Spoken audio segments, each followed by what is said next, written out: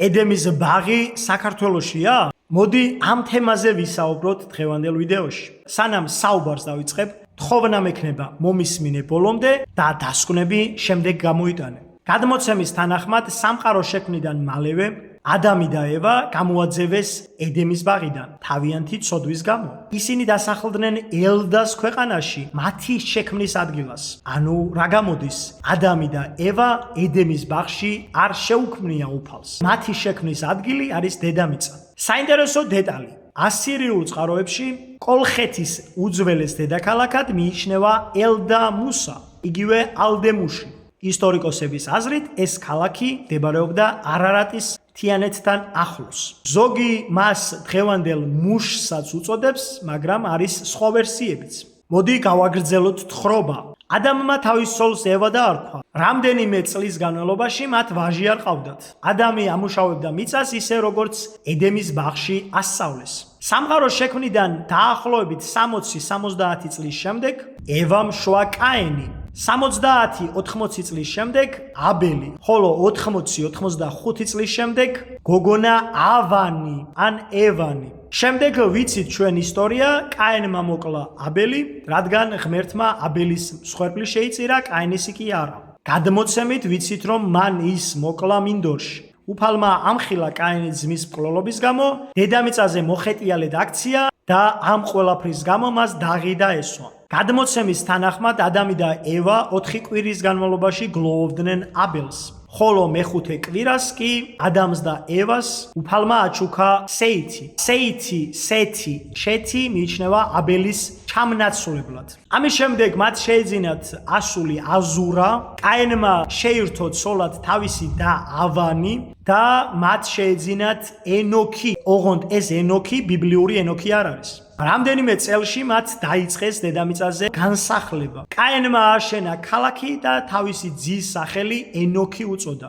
ადამს კიდევ 9 ვაჟი შეეძინა. სეთმა ცოლად შეირთო თავისი და აზურა. მათ შეეძინათ ენოსი და ამ შტოში შემდგომში დაიბადება ნოე.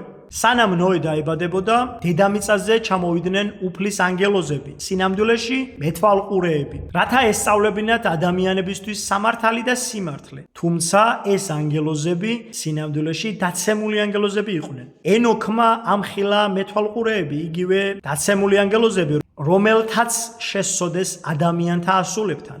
შემდეგ დაიბადნენ ნეფილიმები. ამის შემდეგ ენოქი დედამიწიდან გაიყვანა უფალმა. და დღეს ის ედემის ბაღში ცხოვრობს. საინტერესოა რა? ანუ ედემის ბაღი მდებარეობს ან დედამიწის მიღმა, ან დედამიწის სიღრმეში. ზოგიერთის ვერსიით ეს არის ხვამლის მთა, რომელსაც აქვს მითოლოგიური კარები და ამ კარის გაღება მოხდება სწორედ იმ დროს, როცა სამყაროს აღსასრულის დრო მოვა და ედემის ბაღში ცხოვრები ენოქი გამოვა ედემის ბაღიდან. რაჭაში არსებობს დასახლება ედენა. სხვათა შორის ინგლისურად ედემის ბაღს ჰქვია ედენ. რა საინტერესოა რა? და ამ ტერიტორიის სიახლოვეს არის ხვამლის მთა. რომ დაუბრუნდეთ თემას, ედემის ბაღი მდებარეობდა 4 მდინარის: გიხონის, ფიზონის, ტიგროსის და ევფრატის შუაში. ფიზონი რომ რიონია, ამაზე ვთანხმდებით. ტიგროსია, ევფრატია. გიხონზე არის ვერსია, რომ ეს არის მტკვარი. ტიგროსი და ევფრატი დღეს მიედინება ჩრდილოეთიდან სამხრეთისკენ, ხოლო ადრე მიედინებოდა სამხრეთიდან ჩრდილოეთისკენ. ანუ რომ შევაჯამოთ, ადამი და ევა გამოაძევეს ედემის ბაღიდან და ისინი დასახლდნენ ელდაში, იგივე ალდემუსაში, რომელიც საქართველოს ისტორიული ტერიტორიაა და ერთ-ერთი ვერსიით ის იყო კოლხეთის უძველესი დედაქალაქი. ანუ მის სიახლოვეს უნდა იყოს ედემის ბაღი და ხო ისაუცრება, მის სიახლოვეს არის ედენა და ხვამლის მთა.